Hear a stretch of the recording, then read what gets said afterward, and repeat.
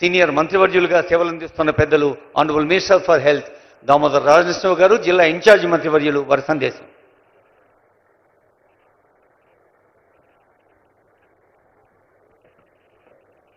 సభాధ్యక్షులు పెద్దలు సహచార మంత్రివర్యులు జూపల్లి కృష్ణారావు గారు, పాలమూరు ముద్దుబిడ్డ రాష్ట్ర ముఖ్యమంత్రి మనందరి ప్రియతమ నాయకుడు శ్రీ రేవంత్ రెడ్డి గారు,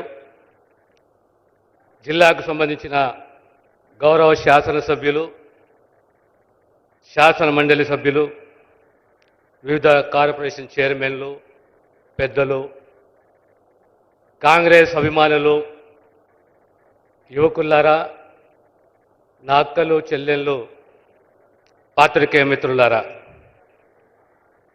నేను రెండే అంశాలను ప్రస్తావించదలుచుకున్నా. సమాజము ఏ రకంగా ఉండాలి,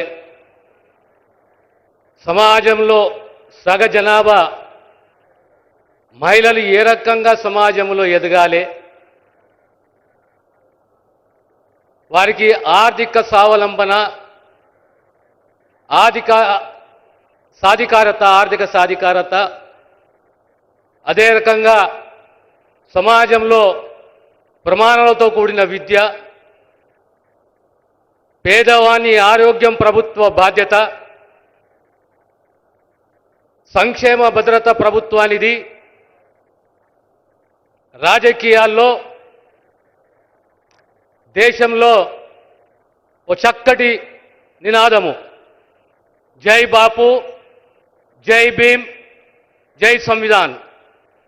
అంటే మహాత్ముడు, బాబాసాహెబు, రాజ్యాంగము. ఈ రాజ్యాంగమే సర్వరక్షణ, సర్వ హక్కులు కల్పిస్తుంది. బాబాసాహెబ్ ఇచ్చిన రాజ్యాంగము, మహాత్మా గాంధీ గారు మనకు నేర్పించిన సిద్ధాంతము, కాంగ్రెస్ చరిత్ర. ఈరోజు మనం అందరము అంటాము ప్రజాపాలన ఇది మీ పాలన, ఇందిరమ్మ రాజ్యం అంటాము. తెలంగాణ ప్రాంతానికి, తెలంగాణ రాష్ట్రానికి ఇందిరమ్మకేం సంబంధము? తెలంగాణ సమాజంలో ఏదే అవసరాలు ఉన్నాయో, ఏ గ్రామానికి పోయినా, ఏ గ్రామాన్ని సందర్శించినా పేదవానికి ఇంటి స్థలము, ఇల్లు, ప్రభుత్వ భూములు, సుమారు 25 లక్షల ఎకరాల భూమి తెలంగాణ ప్రాంతంలో పంపకం చేసిన చరిత్ర ఇందిరమ్మ పేరు మీద కాంగ్రెస్ ప్రభుత్వాన్ని, కాంగ్రెస్ పార్టీది. ఇలా ప్రత్యేకంగా మహిళల గురించి నేను ప్రస్తావించదలుచుకున్నా. ఆనాడు వెలుగు కార్యక్రమం రాజశేఖర్ రెడ్డి గారు వచ్చిన తర్వాత పావులా వడ్డీ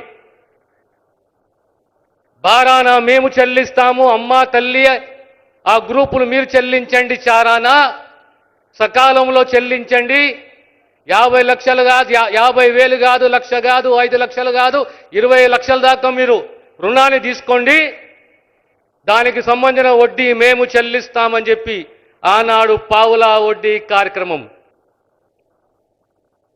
ఆనాడు బీమా పథకం, రకరకాల కార్యక్రమాలు తీసుకొచ్చి 2011లో వడ్డీ లేని రుణాలు, ఎన్ని లక్షలు మీరు వడ్డీ రుణం తీసుకున్నా దానికి సంపూర్ణంగా వడ్డీ చెల్లించే బాధ్యత కాంగ్రెస్ ప్రభుత్వం తీసుకున్నది. తెలంగాణ రాష్ట్రం వచ్చింది, తెలంగాణ రాష్ట్రం ఇచ్చింది కాంగ్రెస్ సోనియమ్మ. ఇదే మహిళలు ఒక్కసారి ఆత్మ పరిశీలన చేసుకోవాలి. ఇదే వడ్డీ లేని రుణాలు 9.5 సంవత్సరాలు 114 మాసాలలో మీకు ఎన్నిసార్లు వడ్డీ లేని రుణాలు వచ్చినాయి? ఎన్నిసార్లు మీకు వడ్డీ చెల్లించింది ఆ సర్కార్? ఎప్పుడు కూడా సకాలంలో వడ్డీ చెల్లించలేదు, ఎప్పుడు వడ్డీ పైసల గురించి ప్రస్తావించలేదు.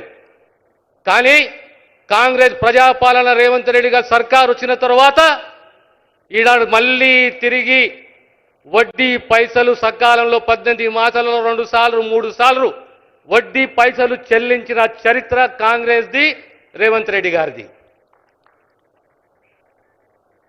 ఆనాడు బీమా పథకము లేదు, బీమా భద్రత లేదు, ఆమ్ ఆద్మీ బీమా లేదు, ఎలాంటి బీమా పథకం మహిళలకు సంబంధించి లేదు. కానీ మళ్ళీ కాంగ్రెస్ సర్కార్ వచ్చిన తర్వాత లోన్ బీమా, ప్రమాద బీమా.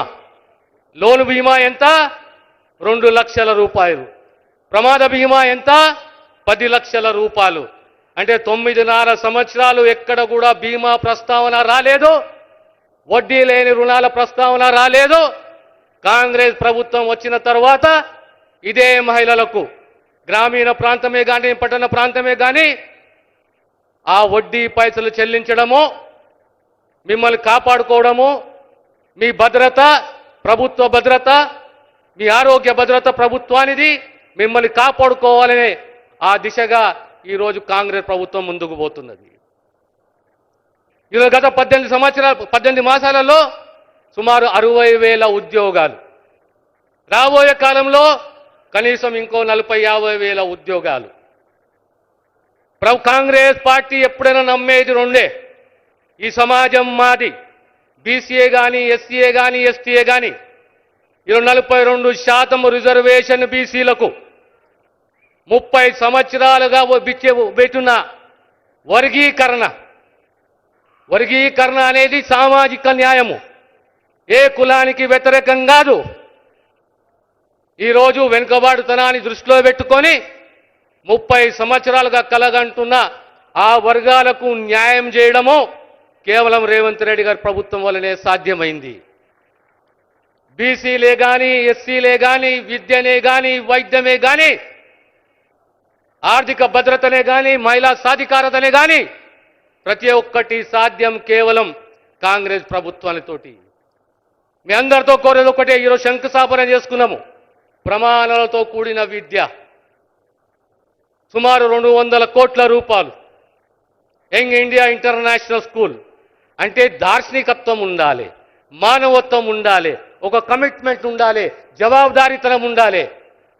9.5 సంవత్సరాలలో విద్య ఏ స్థాయికి పోయింది, వైద్యం ఏ స్థాయికి పోయింది, మహిళా సాధికారత ఏ స్థాయికి పోయింది, ఉద్యోగ భద్రత ఎక్కడ పోయింది, కొత్త ఉద్యోగాలు ఎక్కడ పోయినాయి. కానీ తిరిగి ఈరోజు ప్రతి ఒక్క అంశాన్ని పరిష్కరించుకుంటూ ముందుకు పోతున్న సర్కార్ రేవంత్ రెడ్డి గారి సర్కార్ కనుక మీ అందరి ఆశీస్సులు ఈ ప్రజా ప్రభుత్వం పైన ఉండాలని చెప్పి ఉంటుందని ఆశిస్తూ సెలవు తీసుకుంటాను.